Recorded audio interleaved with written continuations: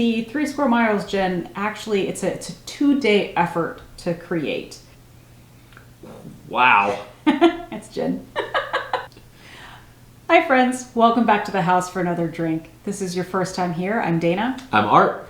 And what we have today is a very special treat that I smuggled all the way back to America from our honeymoon in Ireland. Smuggled?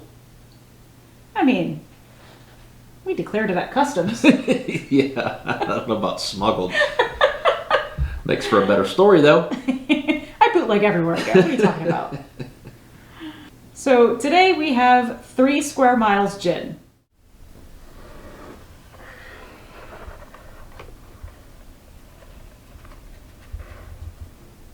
So 3 Square Miles gin really comes out of Cape Clear Island. Now, it's not only the southernmost inhabited island in Ireland, but also proudly Gaelic. Now, Gaelic is the designated Irish speaking, so it's not English. Yeah, it means you go there and be prepared to not really understand much of what's being said. Yeah. You're Ireland. There's nowhere else but there for that. The real Ireland. The real Ireland. I know. I really did try to sneak a trip in to Cape Clear Island for the immersive experience. That would be really cool. We just couldn't fit it in. Yeah, that would be really cool. Now, having experienced population decline over the years, there are now only 130 full-time residents. Also, just 7 students in their school. So, incredibly small population there. Very small. Now, a permit was approved in 2016 and planning for a state-of-the-art distillery began with the intent to not only produce world-class spirits, but also provide jobs and opportunities for the people and the students who live there. So that's really, really cool. You know, it's probably not a lot of jobs there on that island. Well, with that island jobs, I mean, you think about what happens everywhere. You know, fishing declines, a lot of those industrial jobs decline. People move away from the island. They're looking for a more urban life. Yeah, yeah. So this is definitely one of those unique distilleries that is really off the beaten path because it's not easy to end up getting there. Now, often the path to whiskey is paved in gin, as we've talked about a number of times. And Cape Clear Distillery really was no exception with that. First bottled in November of 2019, 3 Square Miles gin started it all. And the distillery is now a hive of activity, bringing in new jobs and keeping the ferry from nearby Baltimore busy as the head distiller commutes. So if you do visit, you know, maybe hop on the earlier ferry and maybe you'll run into the head distiller. Yeah, I wonder how long is that ferry? I'm curious as to what the time or the distance is that this ferry has to travel every day. I would have to look it up. It is one of the only ways to get to the island. There is no bridge. So you got boat. Or air. Okay. So with many of the islanders actually hold an equity in the distillery itself, we certainly hope that they stay busy and keep growing. This is something that we've never had before, and I'm slowly becoming a fan of gin. I'd say more on the craft side of the gin, those that really, really do what 3 Square Miles does. Yes. So tell us a little more about this one. The 3 Square Miles gin, actually, it's a 2-day effort to create. Day 1 is a distillation with your typical gin herbal profile. You've got juniper berries, coriander, and cubeb. I've never heard of that. It's actually a pepper. Weird. So you have, you know, the woodiness from the juniper berries and the coriander, and then you're balancing that with spiciness from cubeb. Little pepper berries. Okay. And then day 2 is adding another distillation, and that's an infusion of island harvested fuchsia, honeysuckle, and Laminaria digitata, which is a type of sugar kelp. So, as with most of the other craft gins that we've tried on the channel that we have both found that we love, it's involving a very local element with island harvested fuchsia, honeysuckle, and the sugar kelp all coming from Cape Clear Island. The kelp is weird in itself, but sugar kelp, never heard of that. So this is like all over the place with things that they infuse. And now I'm really intrigued on what the difference between this and some of the other gins that we've tasted that were really good.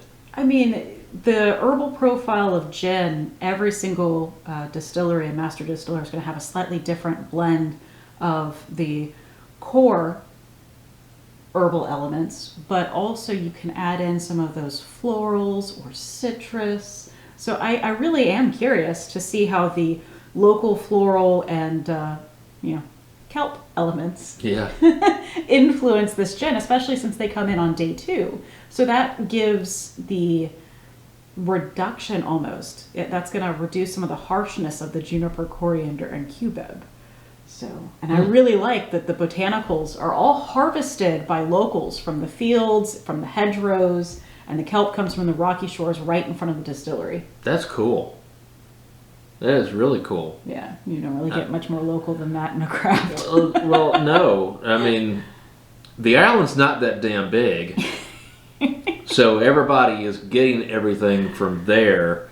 I love it. Yeah. That's a great story. So, you want to... You ready to get into it? Yeah! Okay. We have a very beautiful bottle that likes to notate. Good reminder that it won the 2020 Bartender Spirits Award. They took home the gold. Ah. It has got a massive wood cork.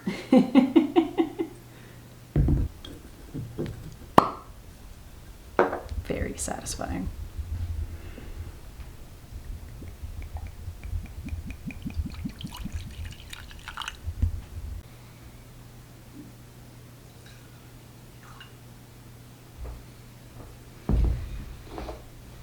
So based on the bottle, which actually does have Irish and English on it, it's 40% alcohol by volume, and it appears, I'm guessing, that this number 13 means that we got the 13th batch of gin.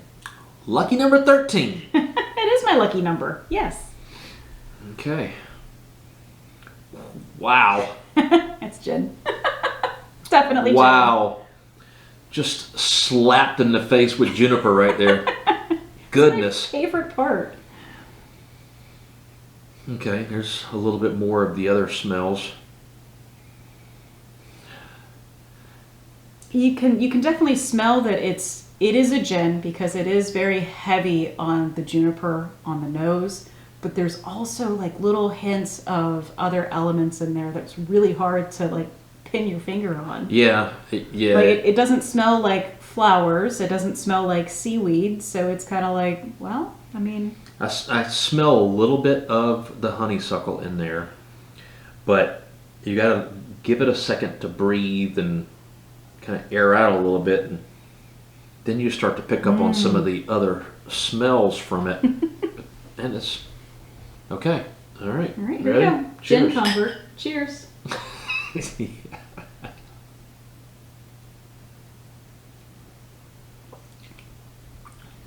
Wow. That is phenomenal. The flavor of it, all of that juniper on the nose, the juniper heaviness fades away, and I can really pick up on the florals and the other elements in the herbal blend. So that's coming from someone who really loves gin and drinks it. Now let me give it to you from someone that does not. I don't drink it at all, really. except for these reviews. Maybe occasionally I'll sip on something, but what you got from your nose, you did not get on the palate. So there's no juniper. There's not much of anything really there. It's very smooth, very clean, and just very simple and pure. It's just it's not like some of the other gins that we've had. Mm-hmm. You can taste the juniper. You can taste a lot of different things, and which is great. But this, you don't, and it's very weird. Very light, and it's almost, to me, coming from a lot more citrusy gins, it has a certain sweetness to it, which I'm going to go out on a limb here and say that comes from the specific island elements, the flowers, the fuchsia, the honeysuckle, the sugar kelp. Yeah, there's just a tad sweetness to it, to where you are like, okay, I am drinking something other than water. Yeah, it's not water and it's not vodka. yeah, it's not vodka. There's no burn. None. It's wow. It's an incredible experience. Damn, it is just a little bit there as you're drinking it, as it's going down, that you get the reminder that it is alcohol. But that is it. Wow. What you smell and what you taste. Two different things. It's a magic trick. Definitely. In a bottle. It's magic in a bottle. It is magic in a bottle. Yeah, it's a mind twist. Because you smell the juniper as you put the glass to your nose, and then when you taste it, it's just not the same. Wow. I am a fan. I would absolutely pick this up if I found it in stores in America. But I think this is great. You did a good job of picking this one out, and no, of course, we've never tried it, but that it was very unique. So, nice job there. Thank you. All right. Well, on that, let's go ahead and wrap this up. I'd like to say, let us know if you've tried this out here, because we all know that it's not available in many areas. But if you have visited Ireland, or you're currently living there now and seeing this, let us know your thoughts on it too. But until next episode, until the next first that we review, we hope you take care, stay safe, and we look forward to seeing you then. Cheers.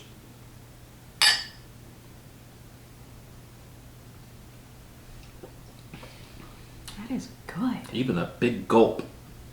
Nothing. Yeah. Your dad would hate it. Probably would. Probably would.